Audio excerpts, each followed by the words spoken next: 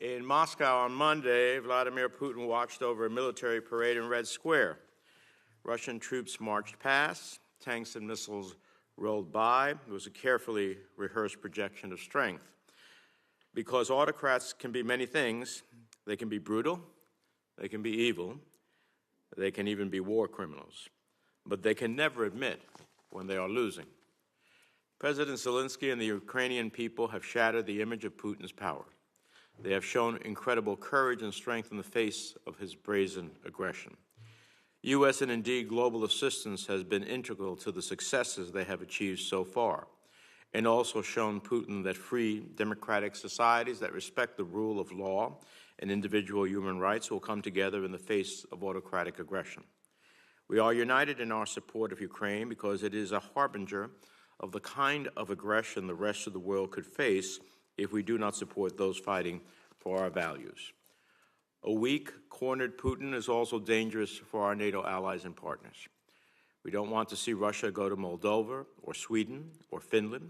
We don't want to see Russia go into a country on NATO's eastern flank.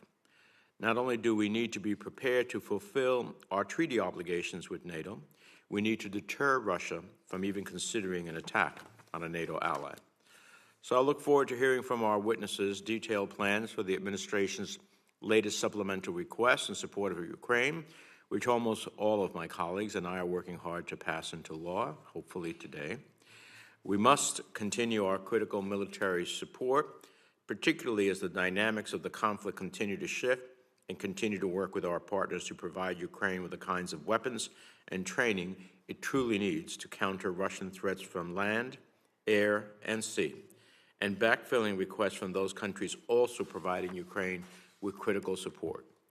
We must continue to work through reliable partners and allies to provide humanitarian relief, support for documenting the Russian military's war crimes and atrocities, and not lose sight of the critical longer-term reform and governance efforts that Ukrainians so desperately want and deserve.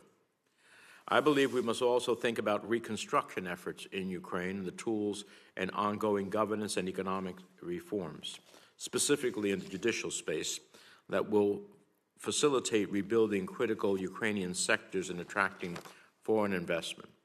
And we must do all this in close coordination with our European partners who are hosting hundreds of thousands of Ukrainian refugees and whose economic support for Ukraine and divestiture from Russia will be critical to long-term success. On the security front, should Sweden and Finland decide to apply for NATO membership, this committee is already working to ensure swift consideration. And just as Putin has in fact empowered NATO's mission and caused other nations to reassess, so too must we reassess and increase our energy diplomacy. Europe's dependence on Russia fossil fuels feeds straight into Putin's war machine. In the short term, we need to consider helping. We should be diverting gas and oil to Europe because our allies have to keep the lights on. But in the medium and long term, investing and collaborating with the private sector and our allies on clean energy technology is the best way to isolate Putin and achieve independence from Russian energy supplies. So whether it is the private sector, multilateral alliances, or the Biden administration, Putin has been taken by surprise by our forceful response. The resolve of the West is something he wasn't expecting, and now Putin has dragged Russia into a strategic blunder of historic proportions. He also underestimated the bravery of Ukrainian citizens and their commitment to beating back the Russian invasion. Of course, it will be Ukrainians who decide what winning means. Certainly, considering the atrocities Russian forces have committed, a just and lasting peace should include holding those responsible for war crimes that have been committed. But with our continued unity and support here in the United States and around the world, Ukraine will be victorious. So we thank our witnesses for appearing before us today at such a critical point in time. There is a lot of money that is flowing here, so we want to make sure that we are doing it in the most correct, powerful, and transparent way, and that's part of why we're having this hearing today. With that, let me turn to the distinguished ranking member for his opening comments. Well, thank you, Mr. Chairman. Today marks the 78th day of Russia's full-scale war on Ukraine. As terrible as this war is, I've been heartened to see so many people around the world come together to support Ukraine, especially in my home state of Idaho.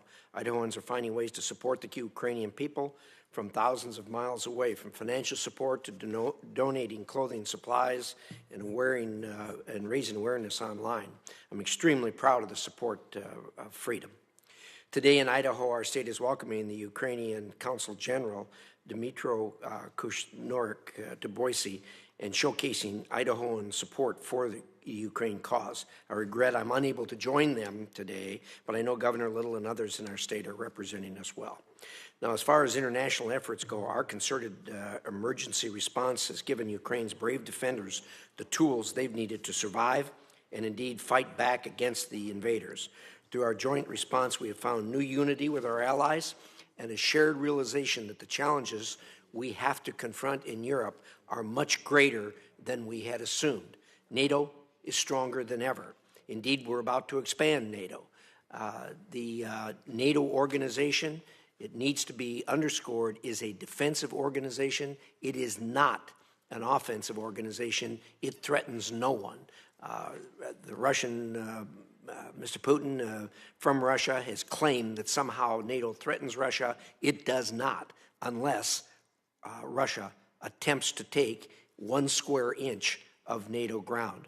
We have all said, and we mean it, Russia needs to believe it, that not 1 square inch of NATO ground will be given up. We must also admit that U.S. and European policy towards Russia over recent decades has been wrong. We need to have a completely new strategy that accepts the reality of Putin and his aggression. We've reached a new phase in this conflict.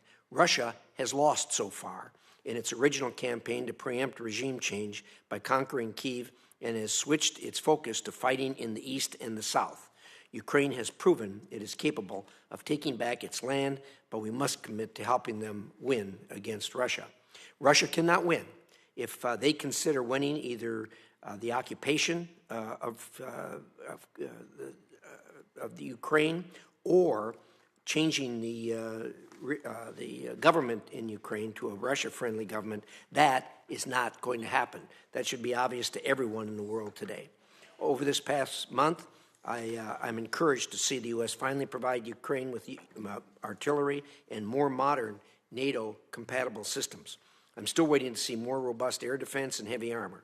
We must keep up support and make sure that as long as Ukraine is willing to fight, it is equipped to do so. This also means we must think ahead and be ready to fill the gaps in its needs as the war changes.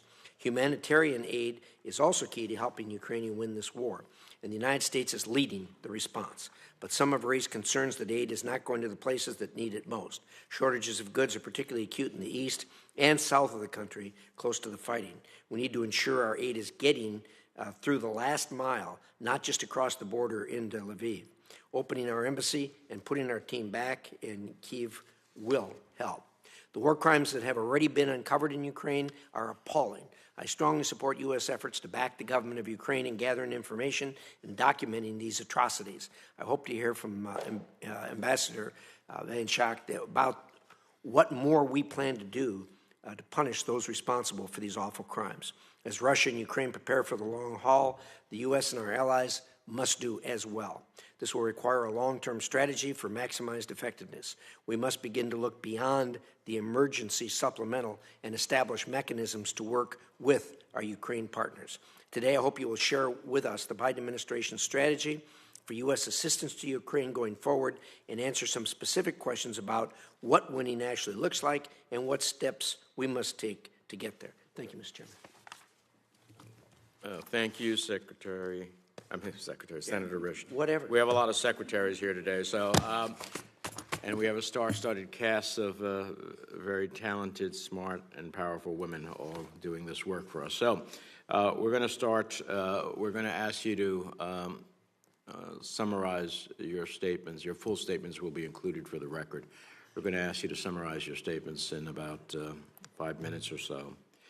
And then we'll enter into a conversation with you. So we'll start off with Assistant Secretary of State for European and Eurasian Affairs, Karen Donfried, then turn to the Assistant Administrator for Europe and Eurasia, Erin McKee, then the Assistant Secretary of State for Political and Military Affairs, Jessica Lewis, and then our Ambassador at Large for Global Criminal Justice, Ms. Van Schaack.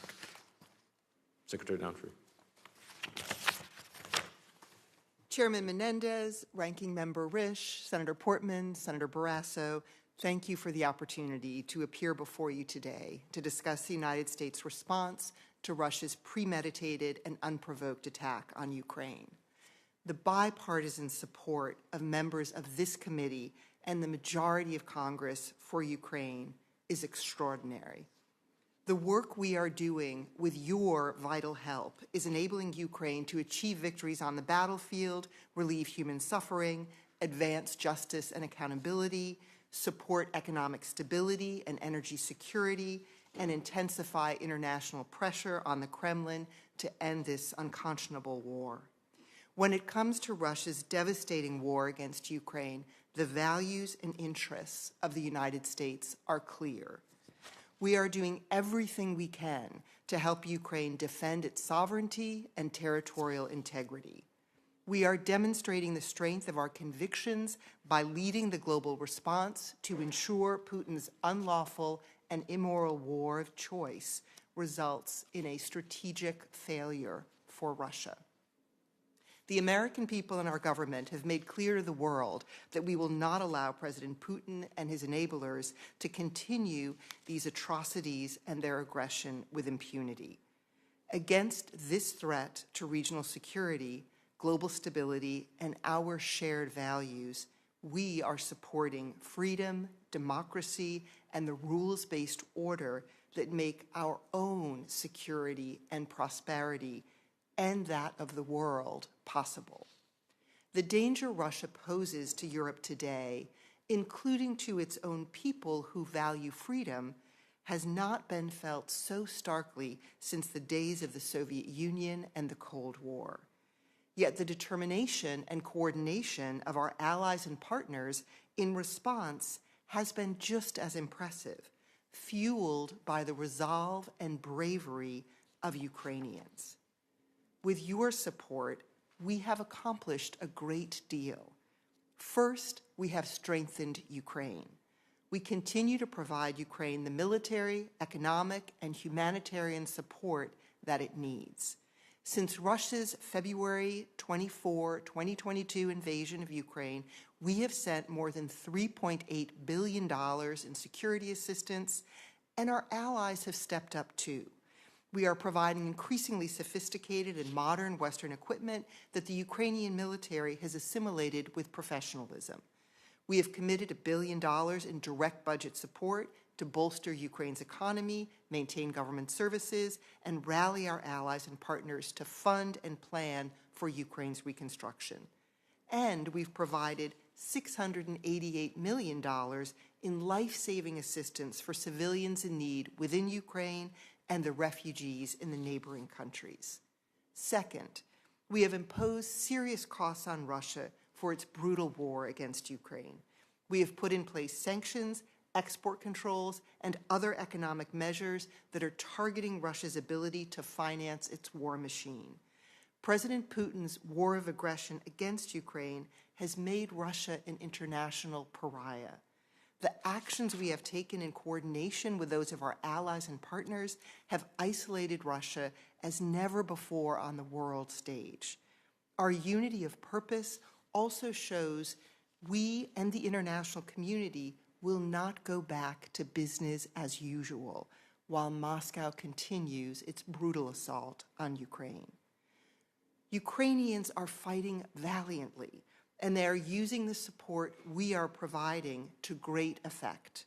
They are fighting for their liberty, for their right to exist as a free country. Yet success is still precarious. Russia continues to inflict suffering and devastation on Ukraine and its people, and tries to break our resolve with threats and intimidation. This is a crucial time for keeping concerted pressure on Russia to ensure Ukraine has the strongest possible position on the battlefield and eventually at the negotiating table. Now is the time to stand with Ukraine. I look forward to answering your questions. Thank you. Thank you very much. Administrator McKee. Thank you, Chairman Menendez, Ranking Member Risch. Distinguished members of the committee, I appreciate the opportunity to testify about USAID's work to support the people of Ukraine. We are now, as you noted, in the third month of the Kremlin's senseless, brutal war on Ukraine, a war that has displaced approximately 13.9 million people, which is roughly 30% of Ukraine's pre-war population. USAID has stood with the Ukrainian people for 30 years, and Putin's war has only deepened our commitment to an independent, democratic Ukraine. On day one of the Kremlin's full-scale invasion, USAID deployed a disaster assistance response team known as a DART to the region.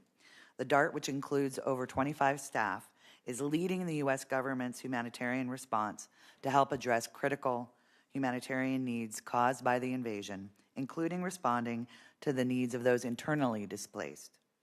These efforts have achieved quick results, including emergency food assistance for more than 3.2 million people and access to safe drinking water for 409,000 people inside Ukraine.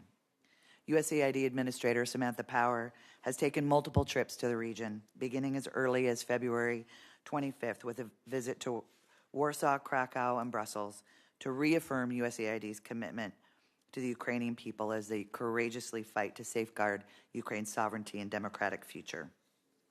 These visits cemented our partnership with the EU, and we have acted quickly and decisively to utilize funding from the fiscal year 2022 Ukraine Supplemental Appropriations Act to respond to emergency needs in Ukraine and the region.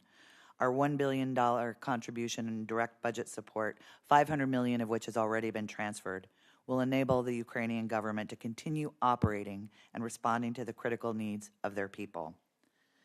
Even as we step up our humanitarian efforts, we also remain steadfast in our commitment to Ukraine's independent, democratic, and more prosperous future.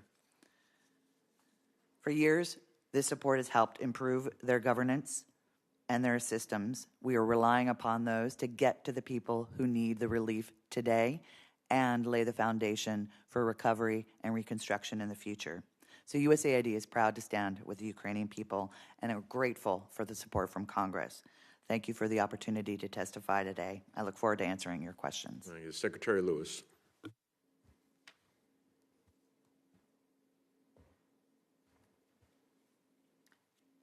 Good morning, Chairman Menendez, Ranking Member Risch, and distinguished members of the committee. I'm pleased to be here today with my colleagues. 2 months ago, I spoke before this committee about security assistance as an instrument of foreign policy.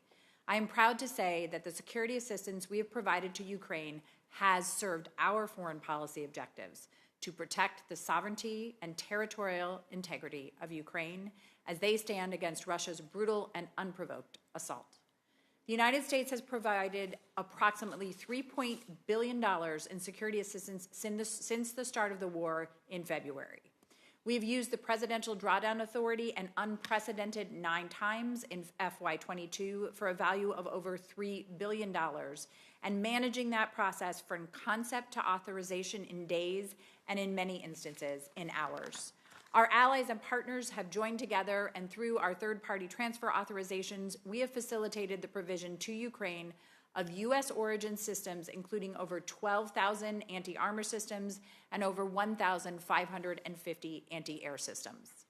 We have also notified Congress of our intent to obligate the entire $650 million in FMF provided in the previous supplemental, and we are committed to supporting humanitarian demining activities in Ukraine to save lives and help rebuild the country.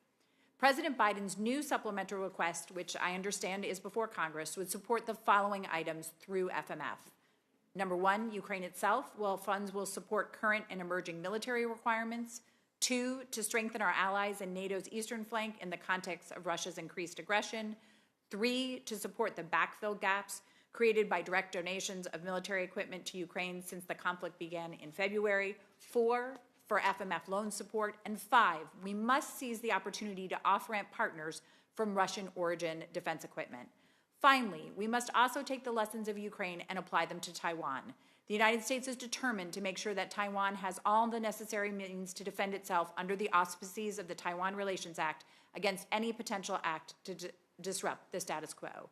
United with our allies and partners, we will succeed and continue to support Ukraine. Thank you, and I request that my written testimony and supplemental materials be placed in the record, and I look forward to your questions. Thank you. As I said at the beginning, all of your testimonies will be fully included in the record. Ambassador Van Schaack, who I understand is with us virtually. Thank you, Chairman Menendez, Ranking Member Risch, and members of this distinguished committee. Ensuring accountability for the international crimes being committed by Russia's forces is a key pillar of the Biden administration's Ukraine policy, and I welcome the opportunity to brief you on these initiatives. I'm particularly honored to join you today from the city of Nuremberg, where 75 years ago, the Nazi perpetrators were held accountable for their crimes against humanity, war crimes, and crimes against the peace. In fact, I am beaming in from the very room where the judges deliberated before releasing their judgment, which would change the world forever. The international legal architecture that we utilize today to prosecute those responsible for international crimes is not only the result of the United States' own efforts at Nuremberg, but of all those who liberated Europe, including the then Soviet Union. Tragically, however, Russia has turned its back on its own history and its international and domestic obligations, including the Geneva Conventions. In response to Russia's unprovoked war of aggression in Ukraine, the United States, together with our friends and allies, is supporting a range of international accountability mechanisms, including investigations by Ukrainian authorities themselves, international investigations, including at the International Criminal Court, and investigations by any third country that might be able to establish jurisdiction. We have been instrumental in enabling the important work of human rights documenters and forensic experts on the ground, inside and outside Ukraine, and in standing up the UN Human Rights Commission of Inquiry and the OSCE Moscow Mechanism Expert Mission. In this work, the State Department is coordinating closely with USAID, which is also supporting Ukrainians in documenting possible human rights abuses and war crimes. In the coming days, we plan to launch a major initiative with the European Union and the United Kingdom to expand efforts to provide strategic advice and operational assistance to Ukraine's Office of the Prosecutor General in both her headquarters in Kyiv and her field offices. In terms of the United States' own contributions to ensuring accountability for Russia's atrocities, we know that there is legislation under consideration before Congress that would close existing gaps within our War Crimes Act and criminalize crimes against humanity to enable prosecutions in our own courts in the event that we have custody over perpetrators. Chairman Menendez, Ranking Member Risch, members of this committee, this is another Nuremberg moment. There is a global consensus that Russia's conduct is intolerable and that those responsible for atrocities must be held accountable. Just as we did after World War II, we must continue to support domestic, international, and multilateral initiatives to coordinate efforts to advance the interlocking imperatives of justice and accountability, to preserve the sanctity of international law, to hold perpetrators accountable, and to respond to victims' legitimate demands for justice. Thank you for the opportunity to testify today, and I look forward to your questions. Thank you all. We'll start a round of 5 minutes questions. The chair will recognize himself. Secretary Donfried, I strongly believe that Ukraine must define what winning this war looks like and must drive any terms of disengagement or a cessation of hostilities. But clearly the timeline on which this war is being fought seems to have been elongated. So is that view the State Department's position in terms of how we define winning in this respect? Chairman Menendez, thank you very much for that question. And yes, the view of the State Department is the same as yours, which is Ukraine will define what winning this war means.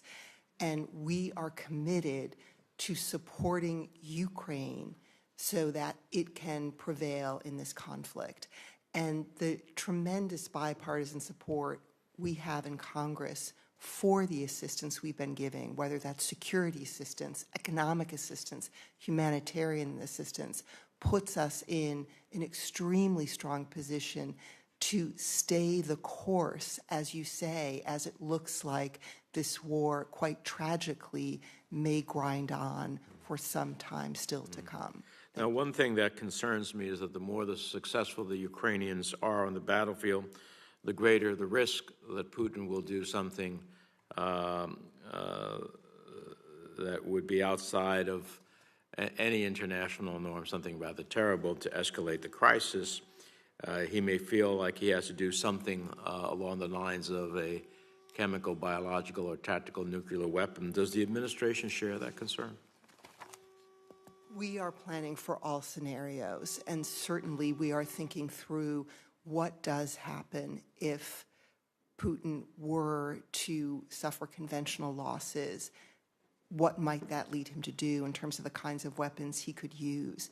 It is something we are talking about within the administration. It's also something we are talking through with our allies and partners as well, because certainly we would want to have a unified response. There are many scenarios out there, and I'm not sure it's helpful to go into specific hypotheticals, but I can assure you that that is something we are taking seriously and will do our best to be prepared in addition for. To the potential responses that might be had along with our allies if he makes such a grave mistake, are we also thinking of ways to decrease the likelihood for Russia to demonstrate its capabilities? As you've seen, the administration has gotten out in front of several possible scenarios in suggesting that Russia may be making plans to, for example, use chemical weapons and calling that out in advance. On the nuclear front, President Biden has been very clear in talking about the special responsibility Russia and the U.S. carry, given our status as nuclear powers, and the need to be responsible not only in our actions but also in our rhetoric. And certainly we will continue to be very focused on trying to preempt any of those scenarios from playing out in real time. Assistant Secretary Lewis, Congress has supported the administration's request to provide an incredible amount of U.S. military material going into Ukraine, some of it very technologically sophisticated. And I certainly commend you and your team working with DoD for expediting the delivery of much of this critically necessary material. But understanding the challenges in a war zone, including the inevitable loss on a battlefield, what end-use monitoring is being done to ensure that these weapons are not could not fall into the wrong hands? What more needs to be and can be done in this regard? Senator, thank you for that question. And we, too, share the concerns that you raised. First of all, as you pointed out, this is a war zone. However, we have worked very closely with the Ukrainians from the beginning on a couple of different fronts. One is to make sure that we have all the agreements in place to monitor and to manage the security assistance that we are providing. Second is making sure that we're complying with all existing laws. As you know, there's a Leahy law that exists to make sure that we are properly vetting units that are receiving equipment. And finally, I would end by saying that obviously there are challenges in operating in a war zone, as I'm sure you're well aware.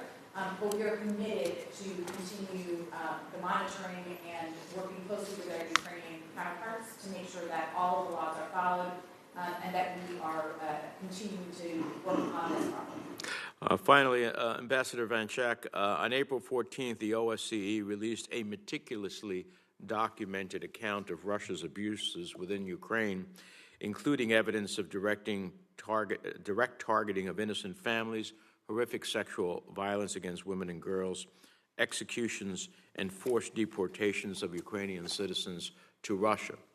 For too long, from Myanmar, Syria to Darfur, we have watched perpetrators bomb, murder, rape, and torture with impunity. The perpetrators who committed these crimes believed they could get away with it. Unfortunately, in many cases, they were absolutely right. Please tell me this time that Putin will be different. Thank you very much for that question, and I hope the answer is yes. We have never seen this type of international coordination around the imperative of accountability, frankly, since World War II and then in the 1990s when the two ad hoc criminal tribunals for the former Yugoslavia and Rwanda were created. There is a huge international effort to document crimes that is being done multilaterally through partnerships and also individually at the civil society level, and a huge effort with prosecutors from different systems working together. There's the formation of a joint investigative team, and then we have the International Criminal Court operating. The real challenge is going to be gaining custody over the accused. But those of us in this business are playing a long game. And eventually, perpetrators will want to travel. They will have family members abroad. They will want to visit the capitals of Europe. And international prosecutors around the world will be ready with indictments in hand. Well, I think your job is equally as important to any of the other panelists we have here today, because if the world sees Putin gets away with impunity and faces no consequences in this context, then others will follow suit. So I look forward to your vigorous work in this regard. Senator Risch has had to step away to another engagement. He's asked Senator Portman to step in for him, so Senator Portman is recognized. Thank you, Mr. Chairman, and thank you for your steadfast support of Ukraine and specifically your work over the years on the human rights issues and now the issue of war crimes. And I couldn't agree with you more. We need to ensure that the International Criminal Court takes this as seriously as the Ukrainian prosecutors are. They handed down their first indictment this week, I saw, and there's so many instances, as we're seeing constantly. Again, last night on video, seeing clear war crimes being committed. So I appreciate the work all of these public servants are doing every day. You all are waking up every morning, I know, with the thought in mind that America's role here is to help Ukraine win. And I want to talk a little about how we define victory.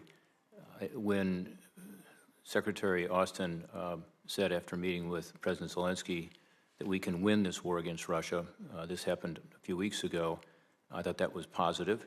On Monday, the Foreign Minister of Ukraine, who all of us have had a chance to visit with, said, of course, the victory for us in this war will be liberation of the rest of the territory. So, Assistant Secretary Donfried, first, just a yes or no, do you believe Ukraine can win this war? Yes. And how would you define victory? Would you define victory as requiring the return of all Ukraine's sovereign territory, including that the Russians seized in 2014? Well, Senator Portman, thank you for that question, and thank you for your engagement on these issues. Your question very much relates to where Chairman Menendez began, which is, are we in a position of believing that it is Ukraine that should be defining what winning means? And I agreed with Chairman Menendez's statement on that, and that is where the administration is. We believe Ukraine should define what victory means, and our policy is trying to ensure Ukraine's success, both by assisting supporting the administration's official position is that Russia. Victory is getting Crimea back and getting the Donetsk and Luhansk region back as well. Again, I believe that is for the Ukrainians to define. With regard to energy, which is, I think, our number one problem with regard to sanctions, unbelievably, Europe still sends roughly, we are told, $870 million a day back to Russia in terms of energy receipts, funding the Putin war machine. I spoke to some of our European friends this week when they were in town for a Munich Security Conference type meeting, and I understand that we now have some arrangement with Europe through a task force where we're looking at making the switch from this dependency on Russia to other sources of fuel. But it's going very slowly, in my view, and I know it's easier for us to have made our decision than it is for the Europeans. We were sending about $50 million a day, by the way, to the Russians for the oil and gas that we have now shut off coming to the United States. But I'd like to know two things. One, what is this task force with the EU doing? In one of the statements, it mentions a work plan that the task force is following. What progress have they made to date in actually reducing reliance on Russian energy? And can you describe in more detail this task force work plan that was mentioned? Senator Portman, I couldn't agree with you more that energy is a key factor in Europe's response to Russia's war against Ukraine. And you're right, the dependence of many of our European allies and partners is far, far greater than what the U.S. had. Some of these countries are 100% dependent on Russia for their energy supplies. And that was the reason why President Biden and President von der Leyen on the EU side set up a task force. So what has the task force done? That's my question. Well, the task force is trying to help the Europeans think about what are alternate supplies if and as they wean themselves off Russian energy. You've seen the Europeans ban Russian coal. They are now working That will be as of August, so they haven't banned it yet. Right. They're still spending money on coal, and natural gas is the largest single one. So it's starting to get them to think about, I mean, I just think it's got to be, people are dying on the battlefield, civilians are dying, and we continue to fund this war machine through these enormous amounts of funds going back because of energy. The answer, obviously, from the U.S. point of view, is to provide them an alternative.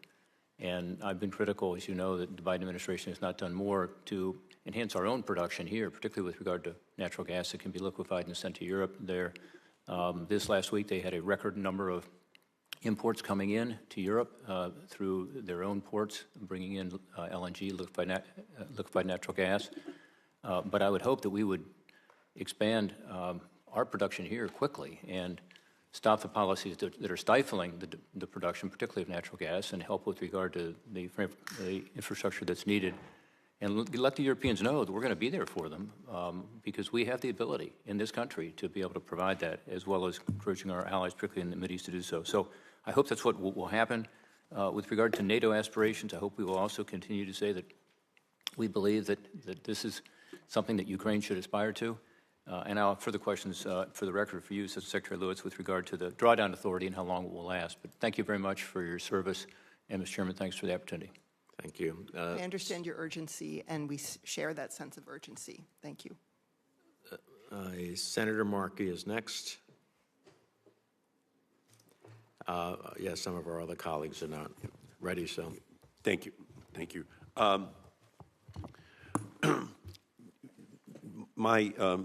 My first question would be to Secretary Lewis, and it would be on, again, just this issue of what will define victory and how long it will take, in our government's opinion, for that victory to be achieved. Is it this administration's view that this is going to wind up being a protracted war, and that we should just get ready to settle in for a protracted conflict between Ukraine and Russia with U.S. support the whole way?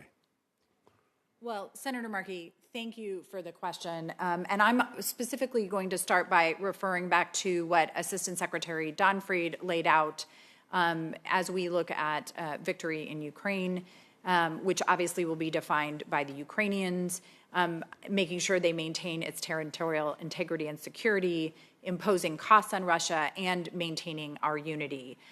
When it comes to the work that the Bureau of Political Military Affairs, what we work on is, we provide, along with our colleagues in DOD, the security assistance that allows Ukraine to ensure that it continue, frankly, its inspiring defense of its own territory, and that when there is a negotiation, that they can come to the table from a position of strength. To get to your core question, which I think really is, how long will the war last? I wish I had a definitive answer for you. What I can tell you that it is clear that we are in a new phase of the conflict. The Russians have retreated from Kyiv. They have moved to the south and the east, where the Ukrainians continue to fight valiantly. And at this point, our goal is to supply the Ukrainians with what they need for this phase of the war. And I should finally say that we would not have been able to do any of this in terms of providing the security assistance they need without the strong bipartisan support of Congress. Okay. And Secretary Gottfried, are we making it very clear to Russia that we do not want to pose an existential threat to them, that our only goal is to restore the territorial integrity of Ukraine? We are making it very clear to Russia that this is not a conflict between Russia and the United States. We are not going to engage directly in this war. President Biden has been explicit in saying we are not sending U.S. troops to fight in this war. So I do believe we have made that clear. Our goal here is to end a war, not to enlarge it. Yeah, obviously, we don't want a nuclear conflict, and Putin is saber-rattling.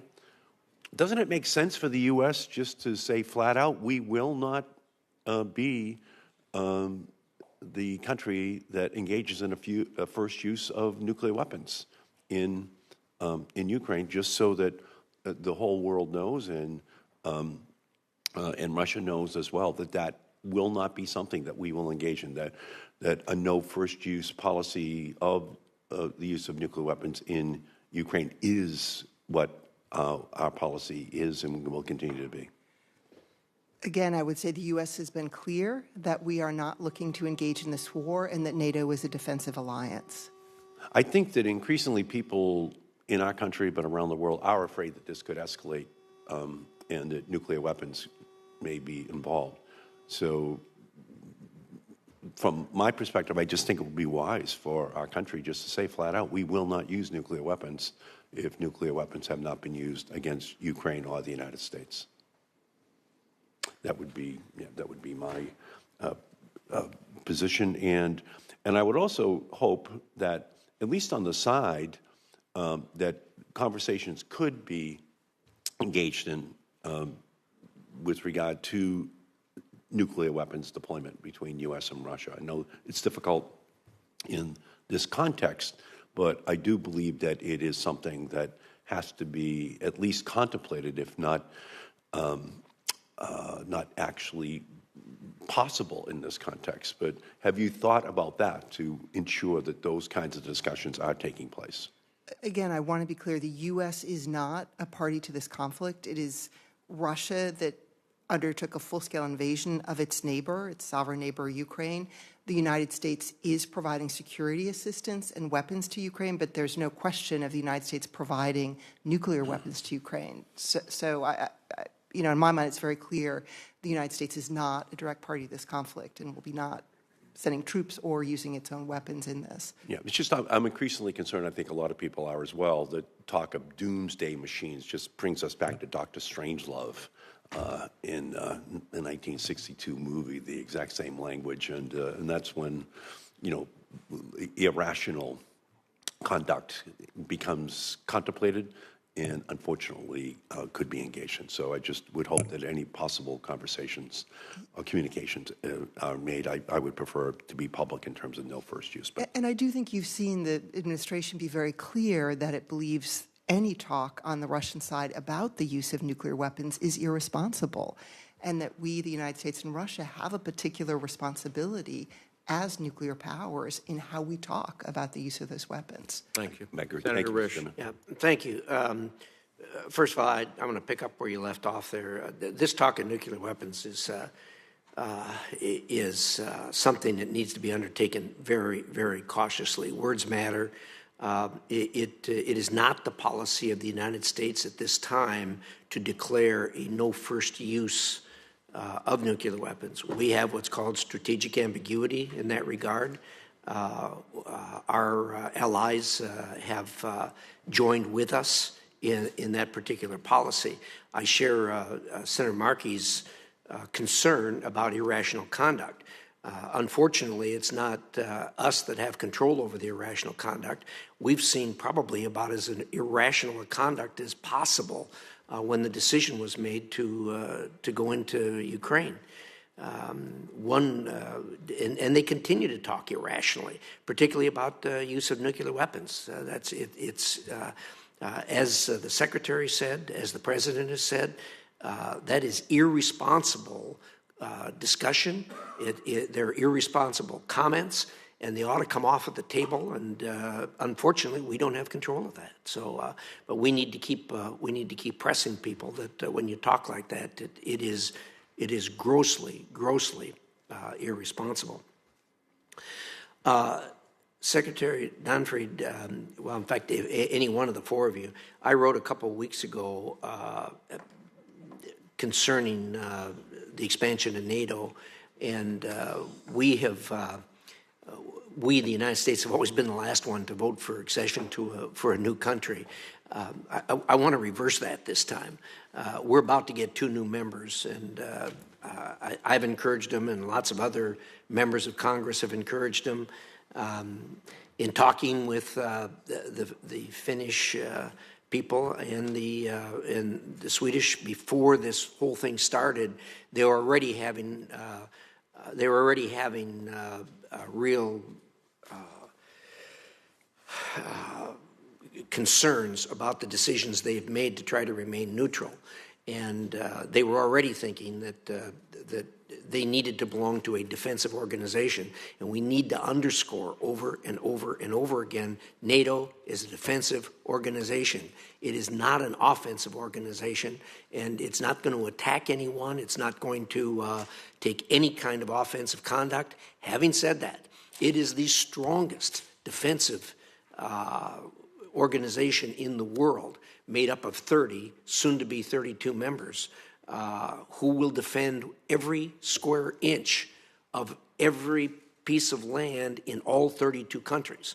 Russia needs to understand this, and I think they do.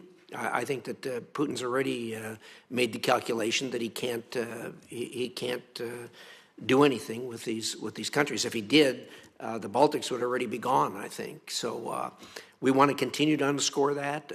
I look forward to welcoming Finland and Sweden. I think if you lived in that country, you'd take one look at what happened in Ukraine and say, look, we have no choice.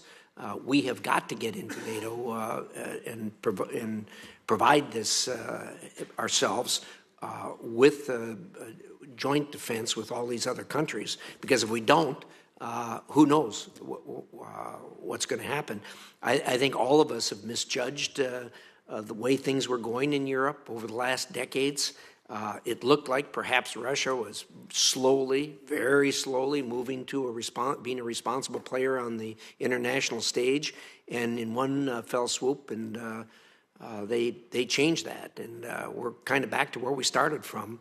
And we all need to toughen up and strengthen our eastern flank, and we're going to do that. So, and I think they're coming. So, what can you tell me about the paperwork on these? Takes long, I know, and that's why I wrote and said, let's get started. Anybody tell me anything about whether you got my letter to begin with, and whether we're doing some preparation? Well, Senator Risch, very grateful for your engagement on this. As you know, the administration strongly supports NATO's open door policy, and in fact, a principle that we are defending in Russia's war against Ukraine is the right of every sovereign country to make its own decisions about its security and foreign policy. So I think this issue is fundamental in this conflict. And in the case of Finland and Sweden, these obviously are very close and valued defense partners of the United States. As you know, they already have a partnership relationship to NATO. They're both key EU allies. And I am so struck in reflecting on where Finland and Sweden are today in terms of their relationship with NATO, that this is another piece of the mounting evidence of what a strategic failure Putin is suffering today. You know, if we take Finland, if we think about how carefully Finland has managed its relationship with Russia over time, Finland has an 830-mile border with Russia. And if you had asked me at my confirmation hearing, do you think Finland and Sweden will apply for NATO membership during your 10 years as Assistant Secretary, I would have said no. But we saw Finland move immediately after Russia's full-scale invasion on February 24 because it changed the security situation fundamentally. So I am struck by how so much of what Putin says he was seeking to avoid, he has brought about. And I think Finland and Sweden's interest in NATO is a key example of that. So thank you for your engagement and for the question. Yeah, well said. And I think that truly what Putin did in invading the Ukraine and the reaction to it by Finland, and for that matter, Sweden, underscores the stupidity of what he did in just getting the exact opposite of what he wanted. And I was also struck by how quickly things moved. I talked with both of them prior to it, and the polling in that country was iffy as to whether they should or not. The polling today is skyrocketed, and for very good reason. Thank you, Mr. Chairman. Senator Coons. Thank you, Mr. Chairman, Ranking Member. Thank you to our witnesses testifying today. I'm just going to follow up on that line of questioning. Assistant Secretary Donfried and Lewis, if you could just give me a simple, concise answer. I've met recently with foreign ministers and leaders from both Finland and Sweden. They are really pressing for a bridge security guarantee from the United States, which the United Kingdom has just provided, so that in a period that they see as a period of potential risk or instability, from when they apply for NATO accession to when all the NATO partner nations finally ratify their accession, they're looking for an explicit guarantee. Is this something you recommend? Is it something you think the administration will be announcing or undertaking soon? Senator Coons, thanks very much for the question. You're right. We saw the British Prime Minister Boris Johnson extend security assurances yesterday. Yes or no, please. What I want to get to is what you mean by security guarantee. We've been clear that there's no Article 5 guarantee before a country joins NATO, so we will surely find ways to assure Finland and Sweden, but what the nature of that would be is still to be worked out. Do we have a lot of time to work that out? I think you're aware there's a NATO foreign ministerial I'm well aware. where both Finland and Sweden foreign ministers will be there, and I'm certain this will be a topic of conversation. Thank you. I'm concerned about the port of Odessa, and in particular the impact on Ukraine of having virtually all of its agricultural exports barred from export. Assistant Secretary Lewis, I'd be interested in whether you think there is any path towards getting some international humanitarian avenue towards opening the port of Odessa. That may have been addressed by the assistant administrator as well, but to me, the humanitarian impact, I chaired a hearing on this yesterday with the head of the World Food Program and a number of others. Clearly, tens of millions of people will face food insecurity and possibly starvation if the port of Odessa is not opened and if the wheat and maize and sunflower oil exports from Ukraine are not made accessible to the world markets. It's also long-term going to collapse the Ukrainian economy. We're providing about $8 billion in economic support funds in this supplemental. We can't sustain that year in and year out. How do we get the port of Odessa open? Senator Coons, I agree with you. I think this is an incredibly important issue. We are working, obviously, closely with our colleagues at DOD and across the board on this issue. But I am going to turn this over to the Assistant Administrator to discuss in more detail on the humanitarian and food issues. Thank you, Senator. This is, as we know, far-reaching crisis beyond just Ukraine's borders. And while I can't speak to the security implications surrounding reopening the Odessa port, we are, in concert with our European colleagues, examining other options, land routes and other ports and throughput. But just by means of transportation and the infrastructure limitations, land transport, I've been told repeatedly, cannot possibly be a route for more than a small percentage of the total, both already in storage and likely to be harvested this year, correct, agricultural exports of Ukraine. So that's wonderful. Thank you. That's great. I've concluded that if we can't reopen the Black Sea ports, it allows Russia to slowly strangle the Ukrainian economy, and it puts tens of millions at risk. The Ukrainians would agree with you, Senator. Would you agree with me? And I agree with you as well. Do we have any plan for how to get the port of Odessa reopened? What I would add there is I think we're working closely with the UN and others who are trying to look at this problem. As you know, it's an incredibly complicated issue in terms of the Black Sea and the Russian presence there and other issues around the port. So while we don't have an answer for you at this time, we are working hard with our UN colleagues to find a way forward. Last question, Assistant Secretary Lewis, if you could. What work are we doing to prepare for the very real possibility that Putin will at some point choose to escalate on the battlefield as a way of covering for his troops' failures on the ground? and what are we doing to coordinate and consult both with our allies and with Congress to prepare for a rapid response. I'm not saying a public declaration or a red line. I'm just saying for a more robust conversation about what we would do and then what signals we're sending. Senator, really appreciate the question, and I know Assistant Secretary Donfried also has been focused on this. I would say that we are aware of all of the possibilities. We are working closely with DoD. We will continue to consult with you, and we are prepared for all of the options that could come in this scenario. Obviously, we also want to make it clear, and I think we have both publicly and privately, that consequences and the seriousness of which we take all of these. And so happy to continue that discussion further with you. It'd be great to have some conversation about this. Thank you. Senator Johnson. Thank you, Mr. Chairman. I apologize. I was actually meeting with a relatively large delegation from Turkey, and I was in transit as Senator Coons was probably talking about the issue I want to raise. And it is about food security. Earlier in the week, we were briefed by the Executive Director of the UN World Food Program, David Beasley, and it sounds pretty grim. So, again, I apologize if we're plowing through ground you've already covered, but what is the administration doing? What priority has it put this at in terms of not only opening up the ports, but the silos are full, winter wheat's going to have to be harvested, the fertilizer, what specifically is being done, and other than just talking about to your U.S. partners, I mean, are we working to develop a neutral flotilla to get into the Black Sea and feed the world? And whoever's best capable of answering it.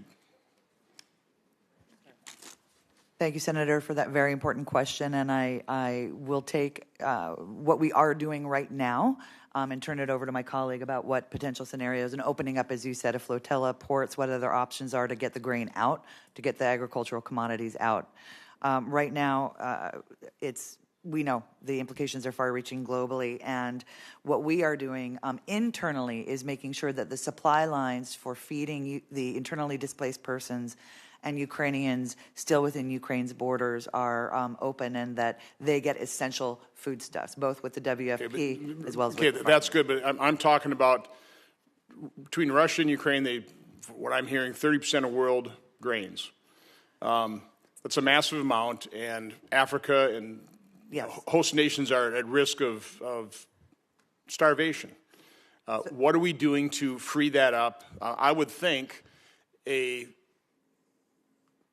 making that a very high priority item to both President Zelensky and Putin, that this must be done, and we're going to engineer a way to get it done sooner rather than later. I mean, there's not many days to spare here. We have to do this.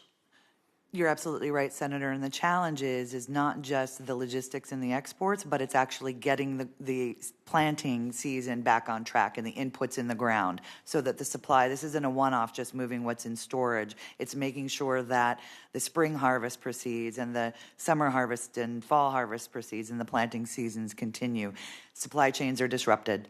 Inputs are hard to get in and moved around the country. And frankly, in those areas where the Ukrainians have retaken land, we have to go in with our colleagues and demine that farming space so that they can actually plant safely. We are focused on that.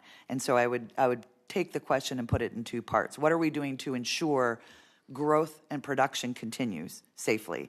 And then there's a logistic issue of how we get it out once we're able to safely plant, grow, harvest, and then export. Okay, well, again, I'm told the silos are full. So that's kind of step one. Let's empty those silos, okay? And then, harvest the wheat. But again, I would say the first step is to make this a really big issue publicly. Be raising it. I don't hear everything the administration says, but I have not heard the administration really raise this and put this out as a top priority. Senator Johnson, I want to assure you the administration feels your sense of urgency. The United States has the presidency of the UN Security Council this month of May, And next week, Secretary Blinken will be spending 2 days in New York, one for a ministerial on food security and the other for a UN Security Council conversation on this.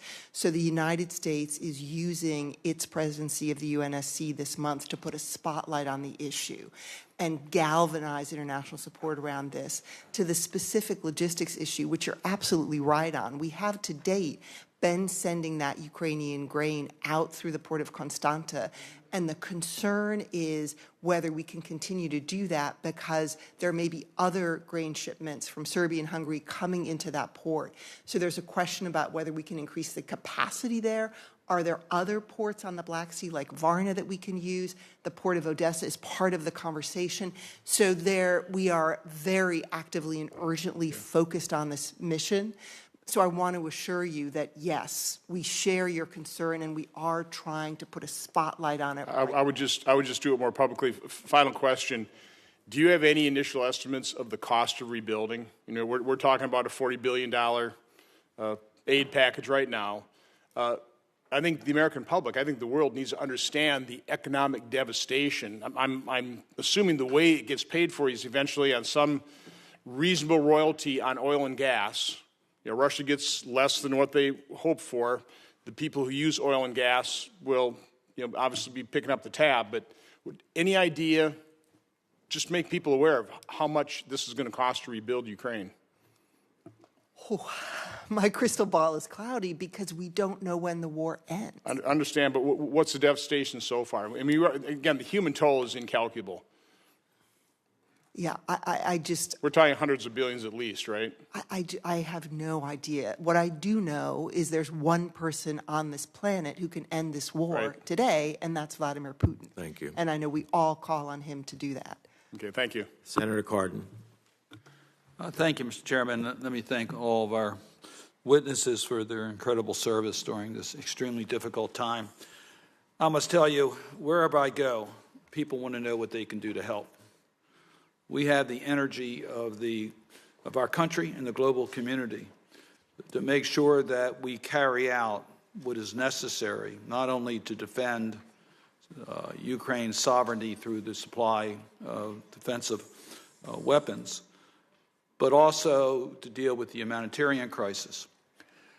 But the issue that worries me perhaps the most is whether we have the staying power to continue to isolate Russia for these crimes that they're committed through the maintaining and strengthening of sanctions, and then the accountability issue.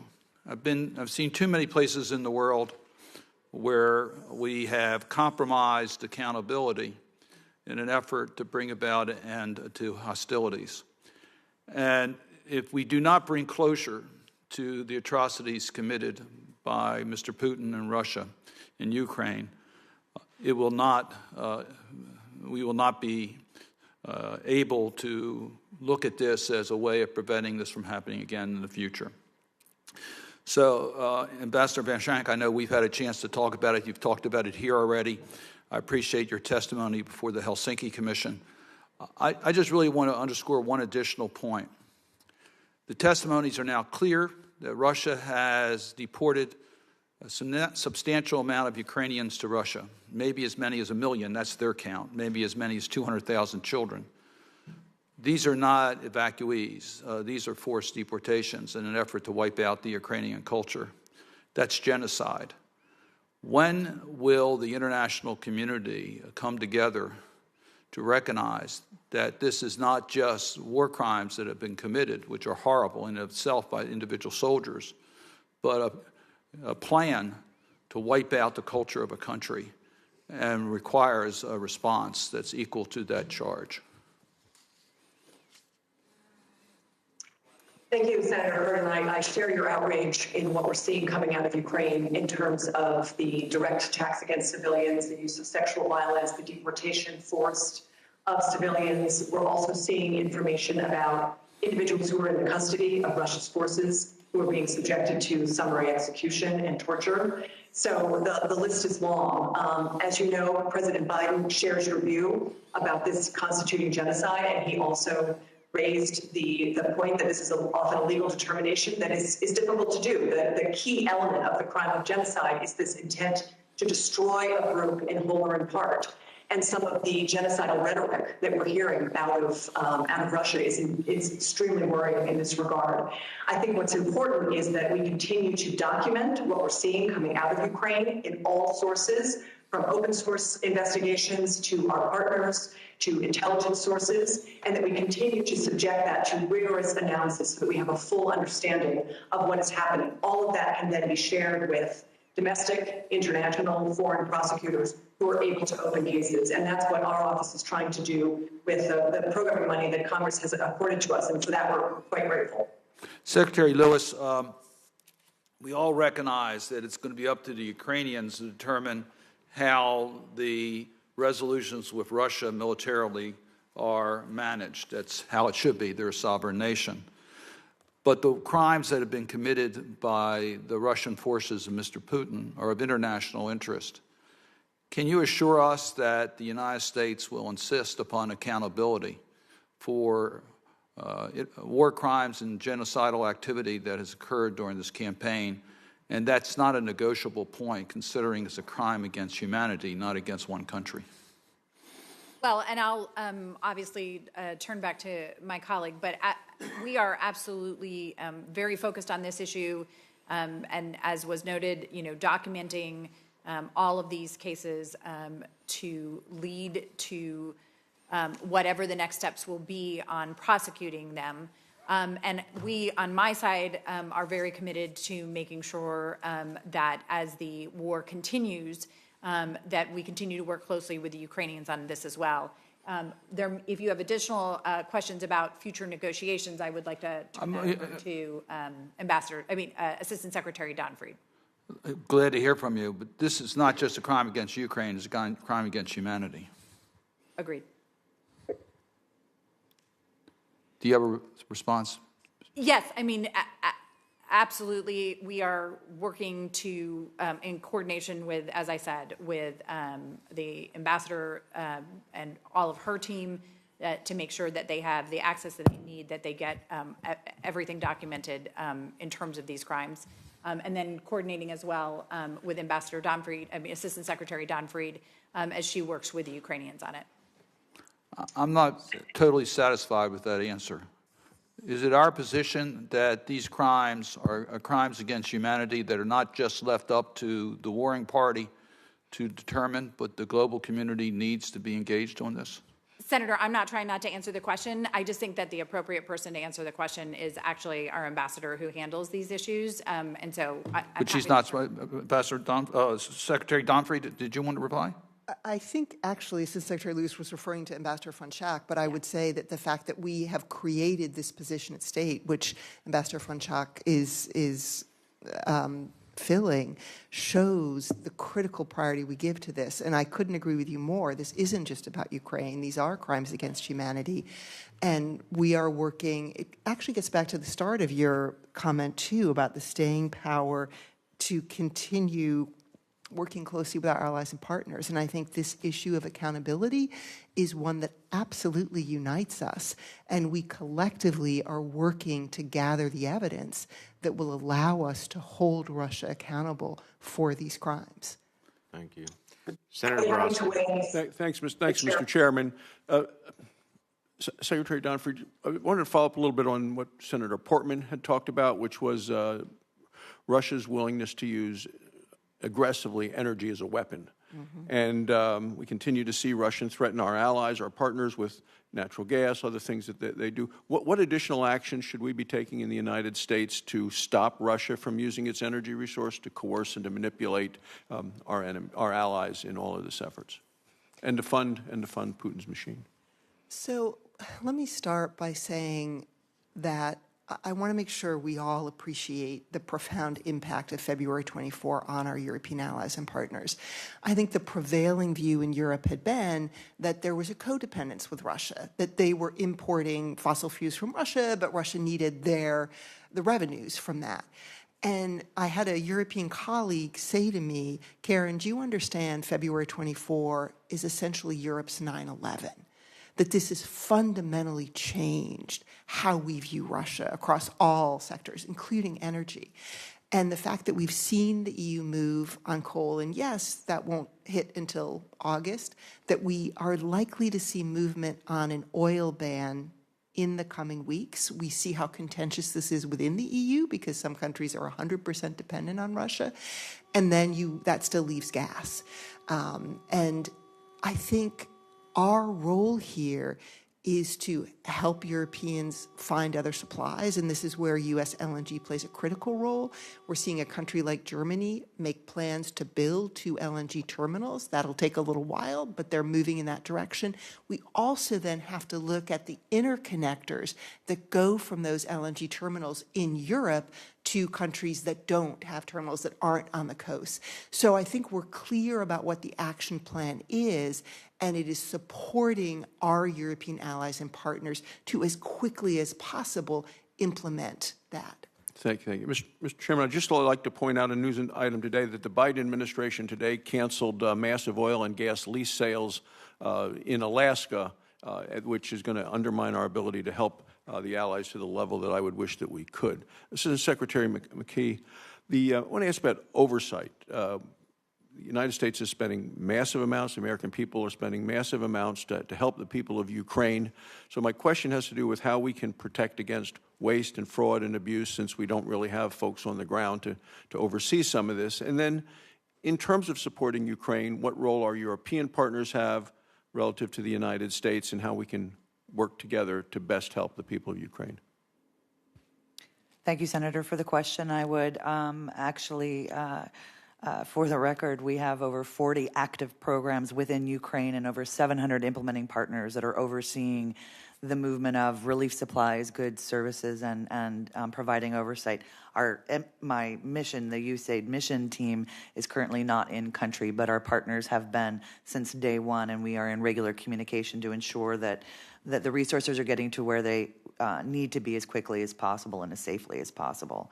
On your question regarding coordinating with our European partners and other donors, it is in lockstep from various points, not only in Brussels, obviously, but in Poland, Lviv, and elsewhere. And we are making sure that that coordination and oversight of our resources are not duplicative, and that we are reinforcing the assistance that we're bringing to bear, and that it's leveraging off each other, not only from our existing programs, but obviously the influx of the humanitarian assistance, as well as the Office of Transition Initiatives that's had networks throughout the country and has been able to move nimbly to be able to respond quickly.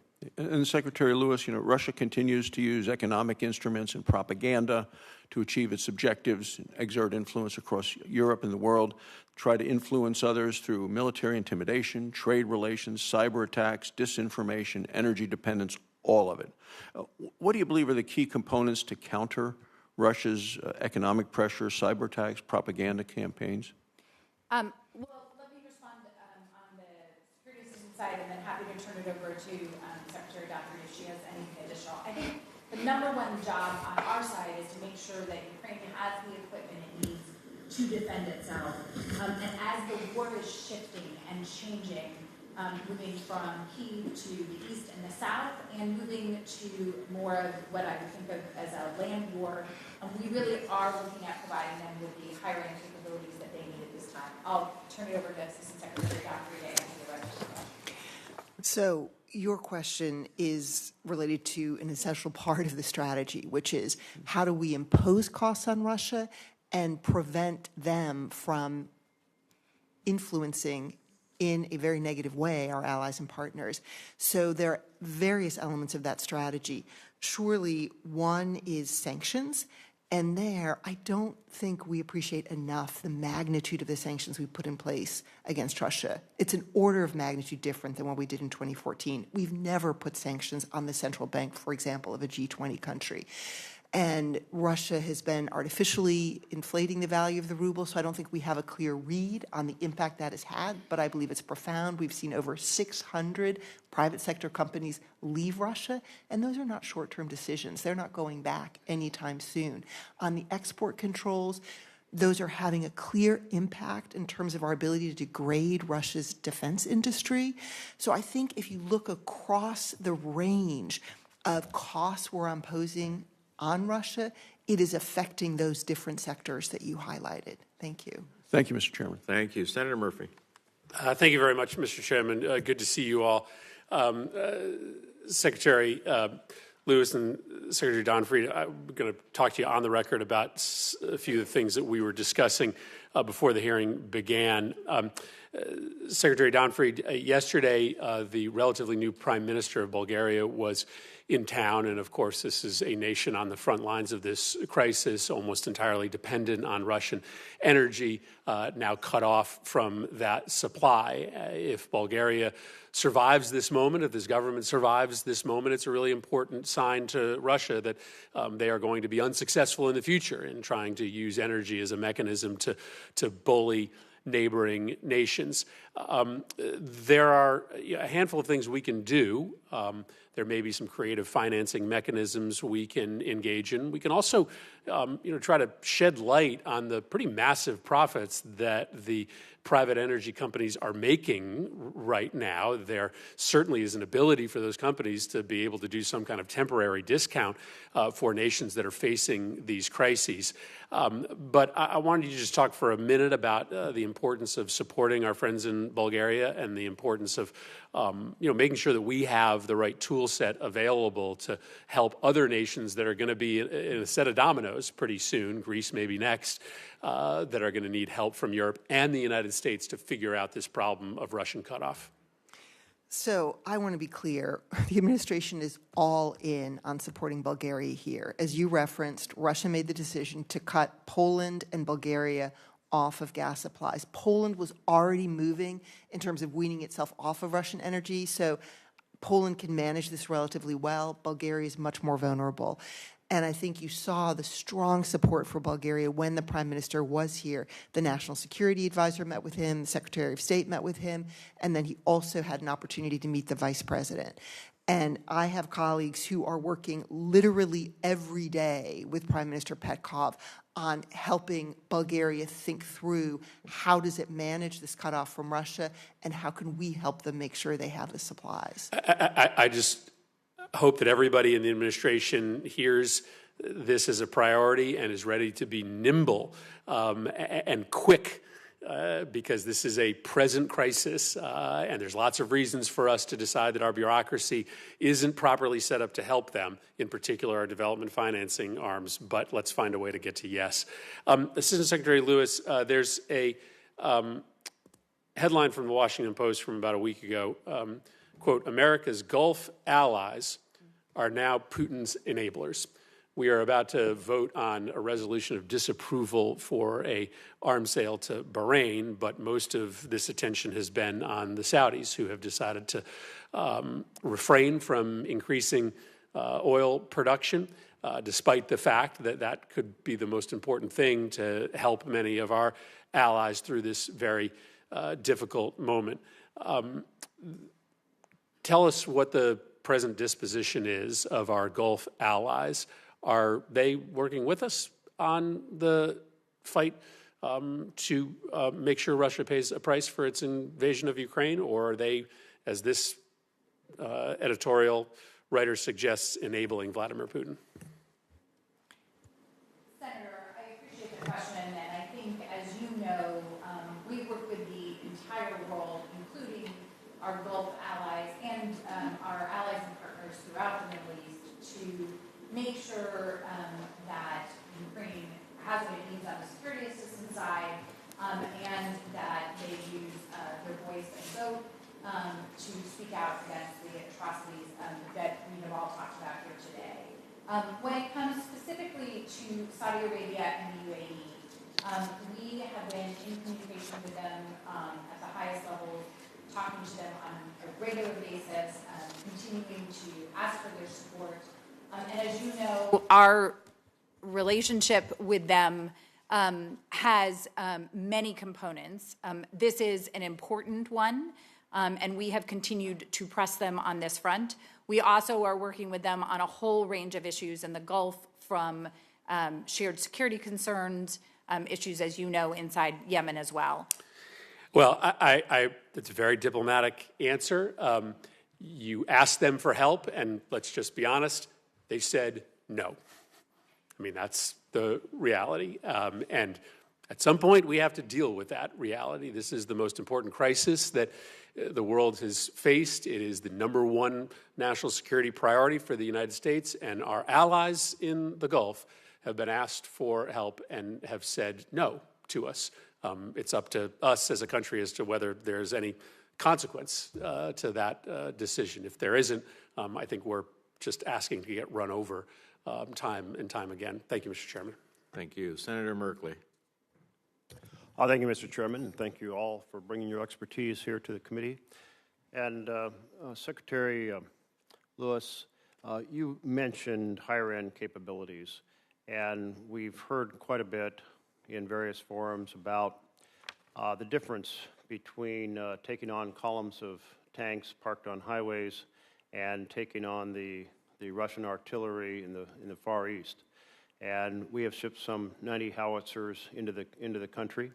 And I continue to be amazed that the Russians have not been more successful in interdicting the supply lines, but we've worked very hard to make that difficult for them.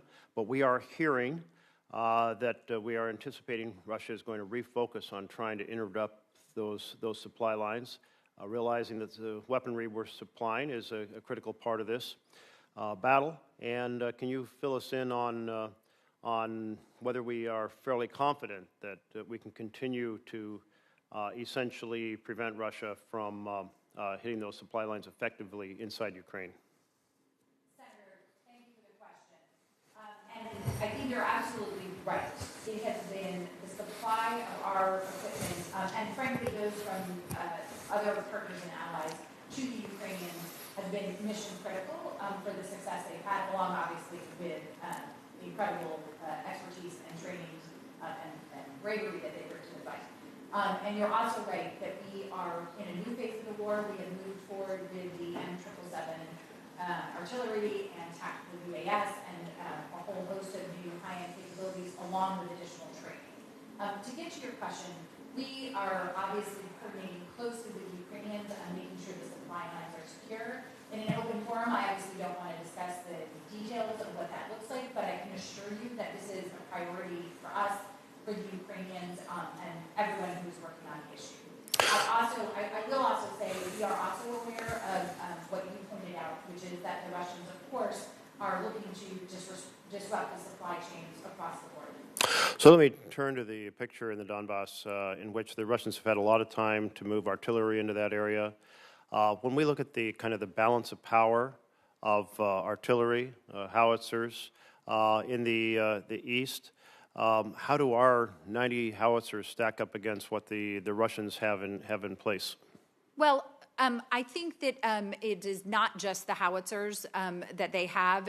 As you are aware, we have provided them with a whole range of defense articles to help in that fight, and we're going to continue to do so. I would also say that as we look at this phase of the fight, we are looking at putting in different types of systems, and I don't want to go into the details of the systems for reasons, again, you can imagine we don't want to share what may be coming, but we are looking at additional high-end systems that would provide new capabilities. Some of those, of course, require training, and we need to make sure there's time to do that as well.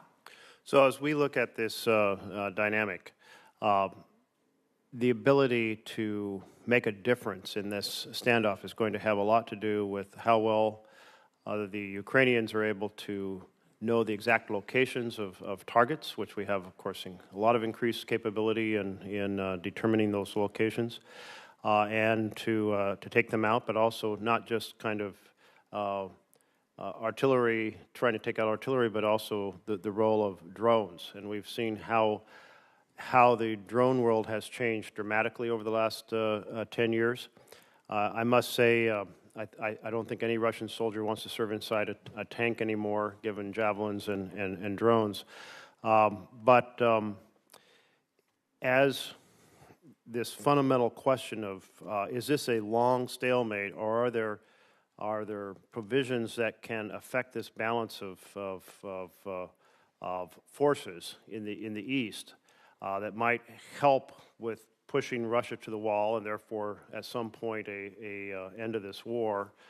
Do we feel like that the technology we're providing, I realize you can't go into all the details, but in this kind of range of weaponry that can now take out such artillery entrenched, that there is a chance Ukrainians really can change that what could otherwise be a long standoff in the east? I think you're asking exactly the right question, and I think, as you point out, the provision of the drones, the switchblades that we provided, other drones that have been provided by other countries have really made a significant difference on the battleground, as well as you pointed out, the javelins specifically related to the tanks. So we are looking hard at the question you're asking, which is how can we make sure that the technology needed for this phase of the fight is going to work and get them exactly what we need. Now, while I can't guarantee you the outcomes or the end game, I can tell you that we are going to do everything possible to make sure they have exactly what they need. And I would also add that I'm happy to discuss this in more detail with you or any other member of the committee in a closed setting where we can get into more details. I'll just close by echoing the concerns my colleagues have expressed about the impact of the war on global food supplies, the difficulty of getting food out of the Ukraine, just the extraordinary reverberations that will occur on already very centers where there's a lot of hunger and a lot of starvation, and the United States needs to lead the world in helping counter that. Thank you. I have to go to the Yusika conference, so Senator Sheehan, would you preside? And you're also recognized next. So. Thank you, Mr. Chairman. And thank you all for being here. I want to, Senator Coons asked about the Port of Odessa with respect to food and other supplies going in and out. But I want to broaden that to the entire Black Sea region, because I did a hearing before the European Affairs Subcommittee last year on Black Sea security, and what we heard there was that we should be thinking about a broader strategy to push back on how Russia has engaged in the Black Sea. This was before the war in Ukraine. So can you talk about how we're thinking about the Black Sea region right now, the potential impact on security, not just for Ukraine, but for the other countries that border the Black Sea, and how we're going to wrest control away from Russia over the Black Sea? Senator Xi, maybe I can start on that. Thank Please. you very much for the question, and it is highly relevant. You're right, it was relevant before February 24, but it's only taken on greater urgency since. And I think the immediate response we've seen within NATO is the decision to create 4 new battle groups in Romania, Bulgaria, Hungary, and Slovakia. So we had the 4 battle groups in the north, in the Baltics and Poland, because the focus very much had been on the northern flank. And now we're looking at the entirety of NATO's eastern flank, so north and south. So the first thing is the battle groups, and then the conversation that's taking place in NATO right now in the run-up to the Madrid summit at the end of June is what should NATO's force posture look like going forward? And again, that conversation is ongoing now among allies, but there will be decisions made and then announcements in Madrid in late June about what NATO's force posture will look like going forward. And there's no question in my mind that the importance of how we posture ourselves in NATO's southeast along the Black Sea is a critical piece of the force posture question going forward. And do you want to talk about Turkey's role right now in the Black Sea? Because I understand that they have been playing a more positive role. Turkey is a critical strategic ally along the Black Sea, always has been, and of course Turkey is welcoming this focus on buttressing security on the Black Sea. And in the case of Russia's brutal war against Ukraine, Turkey has been engaged in terms of providing assistance to Ukraine, also providing a platform for some of the diplomacy around trying to end the war. So yes, I do think Turkey is playing an important and helpful role. And in the Black Sea? And in the Black Sea, of course. Specifically speak to the Black Sea? Well, yes, in terms of enforcing the Montreux Convention, Turkey has played a very helpful role. So yes, I do think Turkey in all of those areas is proving itself to be a key, helpful, and strategic ally to the U.S. Thank you. I know we're talking about Ukraine, but you have just returned from the Western Balkans, and one concern that I have is that that's a potential breeding ground for Russian meddling. Can you speak to what you saw while you were there and concerns that you have and what we should be thinking about in terms of really staying focused on what's happening in the Western Balkans? Well, Senator Shaheen, let me just start by thanking you, thanking Senator Murphy, thanking Senator Tillis for the time and attention you've devoted to the Western Balkans. You had traveled there right before I had, and I very much benefited from the conversations we had both before and after my trip. And I think the Western Balkans, it's always been important, but it's an example of how Russia's war against Ukraine is affecting the entire continent.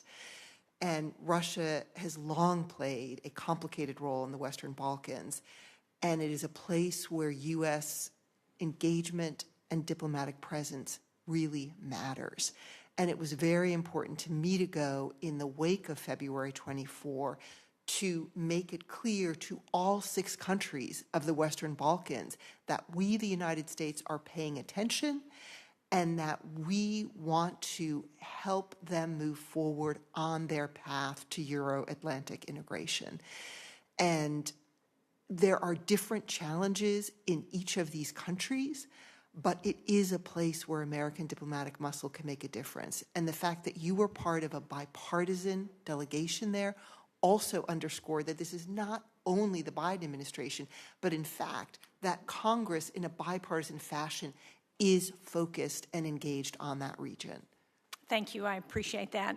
I'm out of time, but I just want to put Ms. Lewis on the table the importance of working with the Ukrainians as we're looking at implementing women, peace, and security, that they have a real interest, and the Ukrainian women are really the diplomatic arm now for much of what's happening in the country, and ensuring that we work with them throughout this crisis, I think, is very important. So I know you will be doing that, and I will put in a question for the record to get more specifics. Senator Kaine. Thank you, Senator Sheen, and thank you to the witnesses. So I'm going to offer a set of compliments and then a critique/question. So the compliments, I think that Biden administration has done so much right in this very difficult context, including that there was such a gulf in the interpretation of intelligence between our European allies and the United States. I could see this at the Halifax Security Forum in November. On the same evidence, the U.S. was saying there's going to be an invasion, and most of our European allies were saying, no, there's not. It's a muscle-flexing exercise. So what the Biden administration had to do is say, we hope you're right and we're wrong, but if we're right, can we agree in advance on a set of diplomatic steps, sanctions, Nord Stream pipeline, humanitarian military aid? Can we agree in advance so that if there's an invasion, we can snap into place a coordinated response very, very quickly? And I think that was just masterfully done. And I know State Department was very, very key in that. But the 2 areas of critique, and I want to ask you about one, are, one, we dramatically overestimated Russian military strength, and so that's a question for the Pentagon. But the other one I'm really puzzled by is, what are we doing to help the energy situation in Ukraine and Europe? And so first, and this is probably in Secretary Donfried's space, are you involved in sort of interagency discussions about how we backstop Ukraine and our European allies? You know, we're asking them to cancel Russian imports, stop Nord Stream 2. Is the State Department involved in a significant interagency discussion about that? Yes, we are. And is that you that's involved in those discussions? I am not the one leading those discussions. There is a Bureau of Energy and Natural Resources at State that is in the lead together with Amos Hochstein, who is our special representative on energy. So those are the two leading those conversations at state and literally having those conversations every day, not only with the countries affected like Ukraine, but also with our partners in the European Union who are playing a critical role here as well. Well, let me tell you why I'm so puzzled about what's going on in this space, and you can take this back to Mr. Hochstein and others. Senator Murphy was talking about the fact that we're not getting cooperation out of our Gulf allies that we might want in terms of more energy supply to Europe. But Senator Barrasso pointed out today, President Biden announces that he's canceling a massive oil sale and lease in the Cook Inlet in Alaska. We also have American energy companies that could produce a lot more energy, and they're not, maybe for their own reasons. By producing less, they keep the price up. But I don't see coordinated action on behalf of the United States and using the Defense Production Act or others to make them do that. I get the reason for the cancellation announced today was concerns about climate. That's the reason, and we ought to be concerned about climate. But it strikes me, if we're the largest energy producer in the world, and we know that at least transitionally our European allies need energy from sources other than Russia, that us going to Saudi Arabia and say, please produce more energy when we're not willing to do it ourselves, I just don't get it. I don't know that there's a coherent strategy, and if there is, I think the messages are mixed. I mean, I would be curious whether the announcement of the Biden administration today about this massive cancellation in Alaska, was that discussed in this interagency? The interagency should be discussing Ukrainian energy need, European energy need, high gas prices in the United States, climate, which affects all of us, Ukraine and Europe. But I get the feeling that there's sort of a left-hand, right-hand problem, and that some of the administration is really concerned, as they should be, about climate, and some of the administration is really concerned about trying to backstop our European allies on energy, but I don't really see meaningful coordination, and if there is, I'm sure not getting messages that suggest that there is. And so I guess that what I would like you, Secretary Donfried, to take back to Mr. Hochstein and the administration is, I think we need to see from the administration sort of a diplomatic plan. If we're telling the Europeans, get off Russian energy, you're too dependent on Russian energy, well, what are we telling them to do? Beg the Saudis? Well, the Saudis are saying no. And then the Europeans are looking at us, and we've got supply that we could use, at least transitionally, that we're apparently not willing to use. Now, I will say, this Cook Inlet cancellation, if that had been granted, it wouldn't be producing energy for some time. So it's not like that would drop gas prices tomorrow. But there's a mixed message. And I don't really believe that the U.S. is full-throated leaning into helping our European allies deal with their energy needs. And in fact, if they were looking at what we were doing, we're asking the Saudis to help them, but we're leaving our own assets that could be used to help them sort of stranded right now. So I don't know if you have a comment on my puzzlement. I'd like you to take that back to the State Department. I'd like to see a lot more coherence from the administration on this, but if you have a comment, I'd be very welcome to it. Sure. Well, Senator, I am very happy to take that back. And it was kind that you started with compliments, and totally appropriate that you have critiques as well. And we certainly can benefit from your thinking on this. I want to be clear that it's not just the U.S. saying to the Europeans, you need to wean yourselves off Russian energies. That is a belief the Europeans themselves hold. So I think there's a synergy there between the perspectives.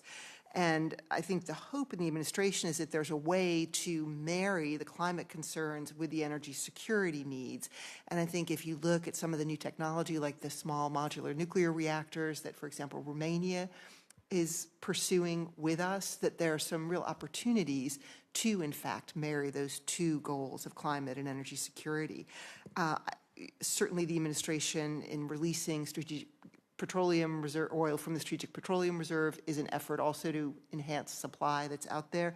But I'm happy to take this back and share it with my colleagues. And I will note that the President has nominated an Assistant Secretary for the Bureau of ENR, Environment and Natural Resources, and it is Jeff Pyatt, who just stepped down as our ambassador to Greece. So I will commend the committee for looking expeditiously at that nomination and giving us even more muscle on these energy issues at the State Department. So thank you. Thank you very much. Thanks. I yield back. Senator Shaheen. Thank you, Senator Van Hollen.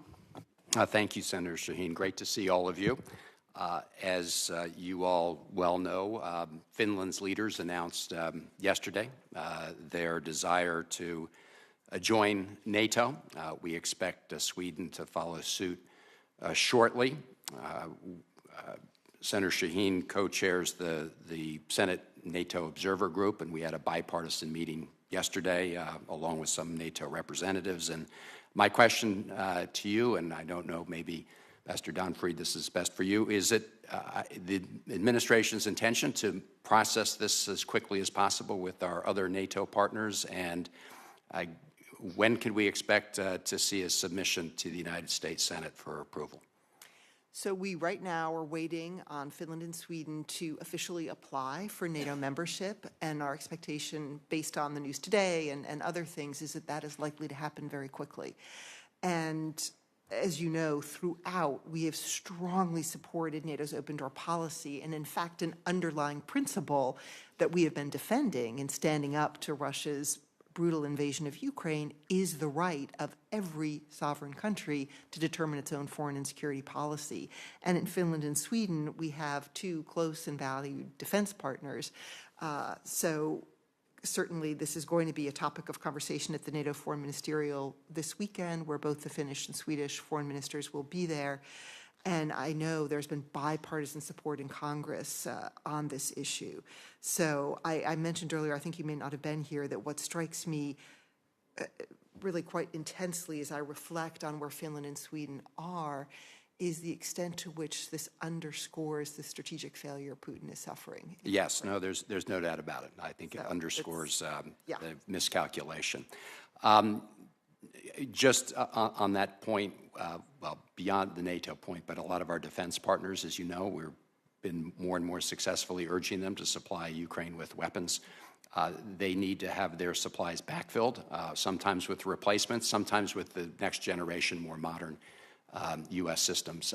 I hope we're really pushing hard. I don't have time to get into details, but just that is something we continue to hear about, not lack of desire, but the bureaucratic levers moving too slowly in that process. Obviously, part of our approach is providing Ukraine with weapons. The other is the set of economic sanctions, including, as has been discussed here, the efforts to wean some of our partners off of their dependence on Russian oil and gas. We have a headline yesterday about the EU's efforts to adopt a Russian oil embargo being spoiled by Hungary. My question to you, Ambassador Donfried, what are we doing about Hungary, using our bilateral relationship? I mean, they are right now holding up a decision by the European Union that's a critical part of our overall strategy. What are we doing about it? Well, thank you, Senator Holland. First, just on your first point about backfilling, I can assure you Assistant Secretary Lewis wakes up every morning and goes to sleep every night thinking about backfilling allies. And I'll just give, I think the S-300 case in Slovakia is a great example, where the Slovaks had a capability very useful to the Ukrainians, and we were able to provide a Patriot battery to give that protection of their capital, Bratislava, so they could then in turn pass that system. Can always do better, but I do want to commend the work of my colleagues on that front. And then to your second question on the EU oil ban, so in many ways this is a question for the EU. My assessment of what's happening— with all respect, I'm asking, using our bilateral relationship with Hungary, what are we doing to tell them this is unacceptable to be standing in the way? So what I was going to say is my understanding of what's happening right now is that Hungary is negotiating for a longer period of time to wean itself off Russian oil, and that is the deal that they are working at in the EU. So I am still rather optimistic that the EU will arrive at this, if not this week, next. I think we're actually very close to seeing the EU put in place that oil ban. Okay.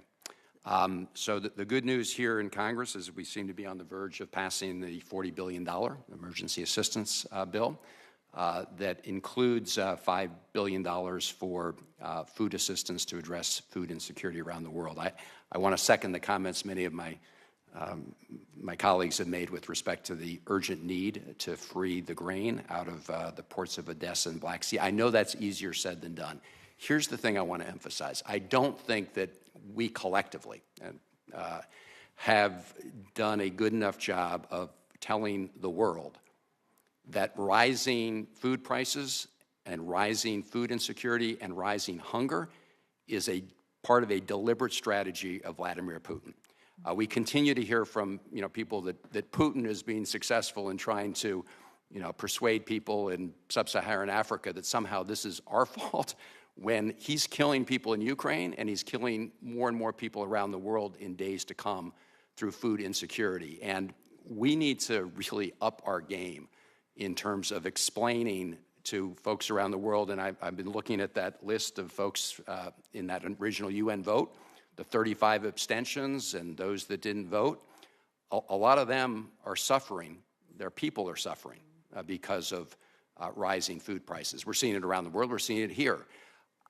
It seems to me that I would hope that in a couple weeks, if we were to, for example, have another vote at the UN hypothetically, can we get some of these 35 abstentions to vote to condemn based on what's happening?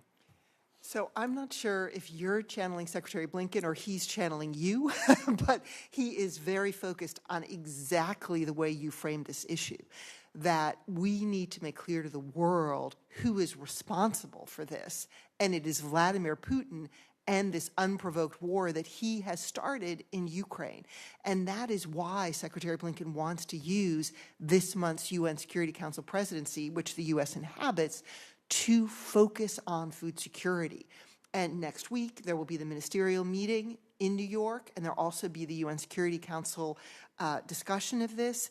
And it gets to your point that when you look at those UN General Assembly votes, whether it's those who abstained, the 141 who voted for that initial resolution to condemn Russia's war and demand that Russia withdraw, that we both want to hold that coalition together and move folks from that abstention column over. And Secretary Blinken completely agrees that food security is a critical piece of this because so much of the developing world is suffering from food insecurity. So, yes, happy. Vladimir Putin could change the situation today, right? Yep. If he just agreed to open up, help us open up those ports. Yep. Thank you, Senator Shaheen. Thank you, Senator Van Hollen. I am told that Senator Menendez is on his way back. So, Senator Kaine, you have another round you would like to ask? It's not a round. It's just a suggestion for my colleagues. World Hunger Day is May 28th. One of the worst famines in the world was a man-made famine, the Holodomor, that was carried out by Joseph Stalin against Ukraine in 1932 and 1933. It was a planned effort to starve millions, and the estimates of the Ukrainians that died in that effort were anywhere between 3 and 10 million. It was an effort that was specifically designed to stop Ukrainian independence. I would hope my colleagues and I might consider doing something together in commemoration of World Hunger Day this year and reminding the world of the Holodomor, which has separately been recognized by a senatorial resolution about 15 years ago. But I think particularly this year we might want to draw attention to it. I think that's a really good point, and I'm happy to join you in that effort.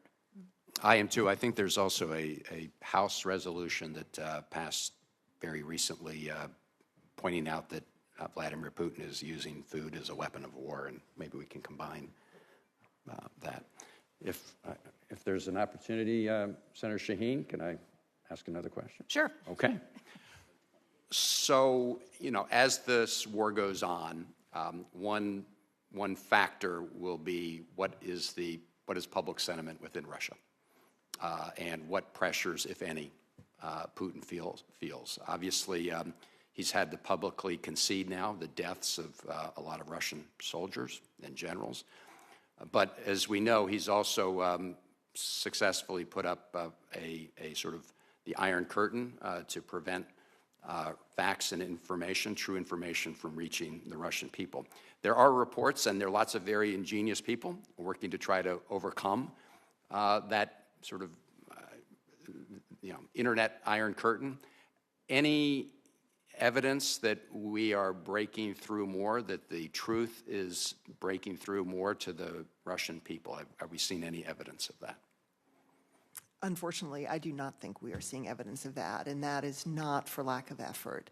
There are a lot of very smart people who focus on press and on public diplomacy who've been trying to think, how can we get this message into Russia? And to your point, there was a sense that having ever more body bags returned to Russia was one way that message would get through to Russian mothers and Russian fathers.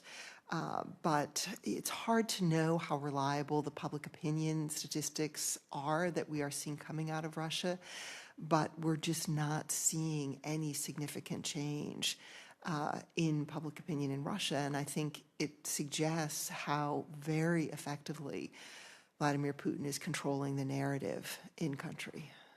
May I add one thing on that? This isn't related to public opinion, but I do think it's related to world opinion. As part of the supplemental request where, just to get back to your earlier question, part of the $4 billion we will be using specifically for backfill of both countries who have already contributed and countries who may be contributing in the future. So we hear you on that message, and we are committed to that. What I would say is I also think there is an opportunity here for us to work on helping other countries divest from Russian equipment moving forward. And I think in terms of, we are seeing, this is outside of Russia, but we are seeing the poor performance of the Russian military. We are seeing the challenges that they are having with their own supply chain, which obviously affects them internally, but it gives us an opportunity to also send that message around the world to our partners and allies and friends about Russia's reliability as a defense partner. And we also are looking to use, assuming the new supplemental moves forward, funding to focus on that. So while that doesn't change opinion inside Russia in the short term, I do think there are long-term impacts and frankly, opportunities that we need to seize right now. And if I may just jump on, it's not within Russia, but we have had great success in targeting anti-war messaging campaigns to Russian-speaking populations in Ukraine and some of the displaced folks to help counter the negative narrative or lack of any narrative, and that messaging has tilted the needle a bit. I mean, I think in the longer term, we are going to see the impact of the sanctions and export controls on the Russian public. I just think that's not a short-term impact because the sanctions, their effect will compound over time, and Russian citizens will feel that. And certainly also with the over 600 private sector companies that have left the country, they're also going to be feeling that. So I do think over time the impact does compound and we will see it affect Russian citizens more than it is right now, but I don't see that as a short-term effect. Thank you. Thank you, Senator Shaheen, for presiding. Thank you to my colleagues, I know, for their inquisitive positive questions or keeping the record open. I wanted to come back and keep the hearing open because I have a question for Ambassador Van Schaack, and it's really a follow-up on Senator Cardin's question, which I know the State Department is loath to say yes or no to a question, but this one seems rather easy. And the question to follow up is, on the question of war crimes and human rights violations that are taking place by Putin and Russia in Ukraine, that is something that is a global call. It's not a Ukrainian call per se alone. And so is it our view that, in fact, we will pursue those violations, the United States, yes, working in concert with other countries and allies, but that is something that we will pursue regardless of what Ukraine decides to pursue or not? Yes, thank you so much, Senator Menendez. I appreciate the opportunity to circle back to this critical question of staying the justice course. Frankly, the United States and the international community has now just invested too much into accountability to allow that to be negotiated away. So transitional justice, truth-telling, reconciliation, all of that must be part of any negotiated solution. We did it at Dayton, and we can do it here. And frankly, the victims of Russia's aggression and the egregious violations deserve nothing less. Okay, so then am I to assume that the answer you just gave me is yes? Yes. Okay, thank you so much. All right, this record will remain open till the close of business tomorrow for any questions that members may have for our panelists, and with the thanks to the committee for your service and your appearance here today, this hearing is adjourned. Thank you.